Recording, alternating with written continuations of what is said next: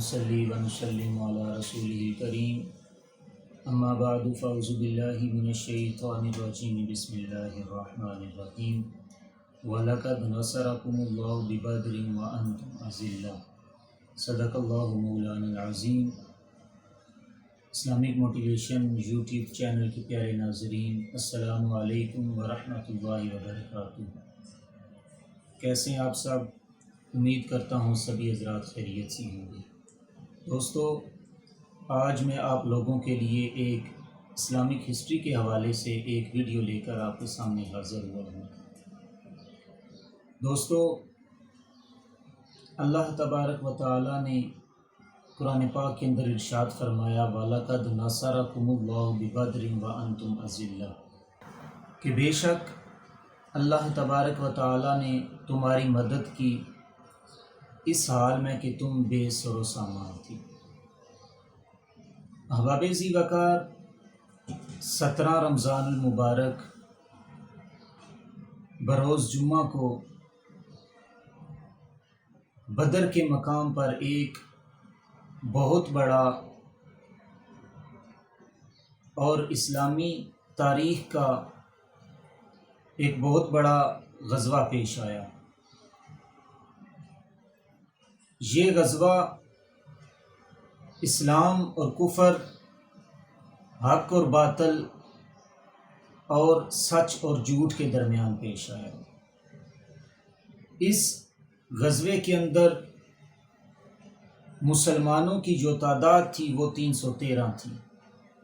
इसके मुकाबले में जो कुफ़ार की तादाद थी वो 1000 से भी ज़ायद थी। ग़ज़वा बदर कुछ इस तरह पेश आता है कि जब मुसलमान मक्का से हिजरत करके मदीना के अंदर तशरीफ़ ले आते हैं तो फिर भी कुफ़ार को चैन नहीं आता कि मुसलमान मदीना के अंदर चैन से क्यों बैठे हैं।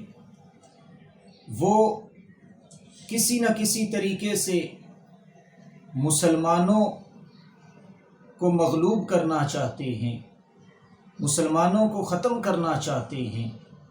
तो इसी सिलसिले में कुफ़ार ने अबू सुफियान की क़यादत के अंदर एक तिजारती काफ़िला रवाना करते हैं और उस तिजारती काफ़िले के अंदर मक्के के हर घर से उस काफ़िले के अंदर माल दिया जाता है और उसकी शर्त ये रखी जाती है कि इस काफ़िले से, इस तिजारत के माल से जो भी नफ़ा आएगा वो सारे का सारा मुसलमानों के ख़िलाफ़ हम इस्तेमाल करेंगे। उससे जो नफ़ा आएगा उससे हम जो हथियार वगैरह ख़रीदेंगे वो सारे के सारे मुसलमानों के लिए होंगे, यानी कि हम मुसलमानों के साथ जंग करेंगे। तो अहबाब ज़ी वक़ार, जब ये काफ़िला वापस आता है, हुज़ूर अलैहिस्सलातु वस्सलाम को इसकी ख़बर होती है, तो हुज़ूर अलैहिस्सलातु वस्सलाम मदीना के अंदर सहाबाए किराम को जमा फरमाते हैं और सारी सूरत हाल से आगाह फरमाते हैं। तो सहाबाए किराम अर्ज़ करते हैं कि जैसा आप इरशाद फरमाएं। तो हुज़ूर अलैहिस्सलातु वस्सलाम ने इरशाद फरमाया कि चलो उस काफ़िले का ताक़ुब करते हैं, उसका रास्ता रोकते हैं, ताकि शायद कि अल्लाह तबारक व तआला उनके अमवाल में से हमें कुछ अता फरमाए। तो अहबाब ज़ी वक़ार, इस तरह मुसलमान उस काफ़िले को रोकने के लिए मदीना तैयबा से निकल पड़ते हैं। तो अबू सुफियान को जब इसकी ख़बर होती है तो वो रास्ता तब्दील करता हुआ मुसलमानों के इस काफ़िले से बच निकलता है। तो उधर जब अबू सुफियान मक्का के अंदर ये पैगाम भिजवाता है कि मुसलमान तुम्हारे काफ़िले को लूटने के लिए निकल आए हैं, अगर तुम अपने मालों को बचाना चाहते हो तो तुम भी हमारे इस काफ़िले को बचाने के लिए आ जाओ। तो अहबाब ज़ी वक़ार, پھر مکہ سے 950 افراد پر مشتمل ایک لشکر نکلتا ہے اپنے اس قافلے کو بچانے کے لیے۔ تو جب راستے کے اندر انہیں پتہ چلتا ہے کہ ابو سفیان کا جو قافلہ تھا، تجارتی جو قافلہ تھا، وہ مسلمانوں سے بچ کر نکل آیا ہے، تو بعض کفار یہ کہتے ہیں کہ ہمارا قافلہ بچ گیا ہے اس لیے ہم واپس چلتے ہیں، لیکن بعض کافر جن کے اندر ابو جہل بھی تھا وہ اصرار کرتے ہیں کہ نہیں، جب کہ ہم اس لشکر کے لیے نکل آئے ہیں تو جب تک ہم مسلمانوں کو نیست اور نابود نہ کر لیں اس وقت تک ہم واپس نہیں جائیں گے۔ تو احباب ذی وقار ادھر جب حضور زعفران کے مقام پر پہنچتے ہیں تو حضور کو جب اس بات کا علم ہوتا ہے کہ کفار کا جو لشکر ہے وہ ہم پر چڑھائی کرنے کے لیے، ہم سے جنگ کرنے کے لیے آ رہا ہے، تو حضور علیہ الصلاۃ والسلام وہاں پر اپنے صحابہ کو جمع فرماتے ہیں اور حضور ان سے رائے طلب کرتے ہیں کہ اب اس صورتحال کے اندر کیا کیا جائے۔ تو صحابہ کرام نے نہایت گرمجوشی سے جہاد کرنے کا ارادہ ظاہر فرمایا۔ تو حضرت مقداد بن عمر رضی اللہ تعالیٰ عنہ کھڑے ہوتے ہیں اور عرض کرتے ہیں، یا رسول اللہ صلی اللہ علیہ وسلم، جہاں پر اللہ تبارک و تعالیٰ نے آپ کو حکم دیا ہے وہاں پر آپ چلیں، ہم قوم موسیٰ کی طرح نہیں کہ جو آپ کو کہیں گے کہ آپ اور آپ کا رب جائیں اور ان سے جنگ کریں۔ یا رسول اللہ، آپ جہاں بھی ہمیں جانے کا حکم دیں گے ہم اس کے لیے حاضر ہیں۔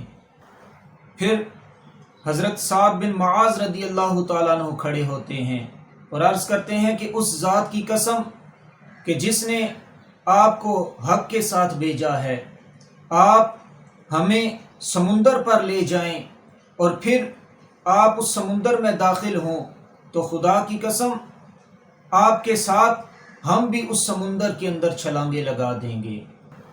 تو حضور علیہ الصلاۃ والسلام نے جب اپنے صحابہ کرام کے یہ ایمان افروز کلمات سنے تو حضور علیہ الصلاۃ والسلام نے ارشاد فرمایا کہ روانہ ہو جاؤ، اور ساتھ ہی میں تمہیں یہ خوشخبری دیتا ہوں کہ اللہ تبارک و تعالی نے مجھے 2 گروہوں میں سے ایک گروہ پر غلبہ عطا فرمانے کا وعدہ فرمایا ہے، اور باخدا میں اس قوم کے مقتولوں کی قتل گاہوں کو بھی دیکھ رہا ہوں۔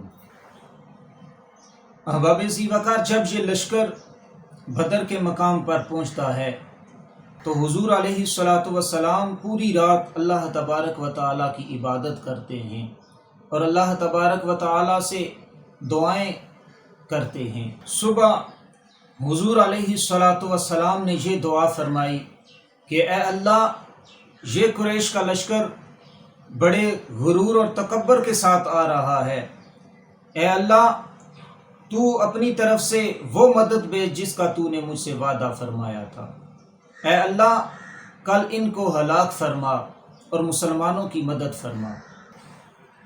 حضرت عبداللہ ابن عباس رضی اللہ تعالیٰ عنہما فرماتے ہیں کہ بدر کے دن حضور علیہ الصلاۃ والسلام اپنے خیمے کے اندر جلوہ افروز تھے اور حضور علیہ الصلاۃ والسلام یہ دعا فرما رہے تھے کہ اے اللہ، میں تجھے تیرے عہد اور وعدے کی قسم دیتا ہوں، اگر تو نے وعدہ پورا نہ فرمایا تو پھر قیامت تک تیری بھی عبادت کرنے والا کوئی نہیں ہوگا۔ تو حضرت ابوبکر صدیق نے عرض کی، یا رسول اللہ یہ دعا بہت کافی ہے۔ تو جب حضور علیہ الصلاۃ والسلام باہر تشریف لائے تو حضور علیہ الصلاۃ والسلام قرآن پاک کی یہ آیت پڑھ رہے تھے، سَيُهْزَمُ الْجَمْعُ وَيُوَلُّونَ الدُّبُرَ، عنقریب یہ جماعت پسپا ہوگی اور پیٹ پھیر کر بھاگ جائیں گی۔ تو دوستو، جب مسلمانوں اور کافروں کی فوجیں آمنے سامنے ہوتی ہیں تو دستور یہ تھا کہ سب سے پہلے فردن فردن لڑائی ہوتی تھی۔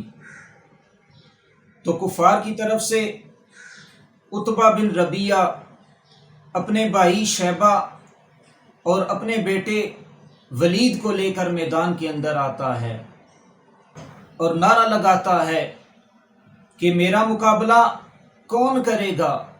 تو حضور علیہ الصلاۃ والسلام نے 3 انصاری نوجوانوں کو ان کے مقابلے کے لیے بھیجا۔ جب وہ انصاری نوجوان ان کے مقابلے کے لیے کھڑے ہوتے ہیں تو عتبہ بن ربیعہ یہ کہتا ہے کہ تم کون ہو؟ وہ نوجوان کہتے ہیں کہ ہم انصاری ہیں۔ تو پھر عتبہ بن ربیعہ حضور علیہ الصلاۃ والسلام کی طرف متوجہ ہو کر کہتا ہے کہ آپ ہماری قوم قریش میں سے نوجوانوں کو بھیجیں۔ تو حضور علیہ الصلاۃ والسلام نے حضرت عبیدہ، حضرت حمزہ اور حضرت علی رضی اللہ تعالیٰ عنہ کو ان کے مقابلے کے لیے بھیجا۔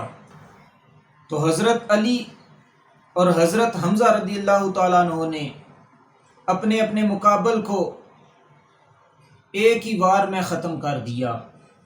حضرت عبیدہ اپنے مقابل کے وار سے زخمی ہو گئے تو حضرت حمزہ اور حضرت علی ان کی مدد کو پہنچے اور ان کے مد مقابل کا بھی کام ختم کر دیا۔ اس کے بعد عام لڑائی کا آغاز ہوا اور دونوں لشکر ایک دوسرے سے گتھم گتھا ہو گئے۔ تو دوستو، یہ تھا غزوہ بدر کا حال احوال۔ تو جب جنگ ختم ہوتی ہے تو 14 صحابہ اکرام نے جام شہادت کو نوش فرمایا اور 70 کافر قتل ہوئے اور 70 کافروں کو ہی جنگی قیدی بنایا گیا۔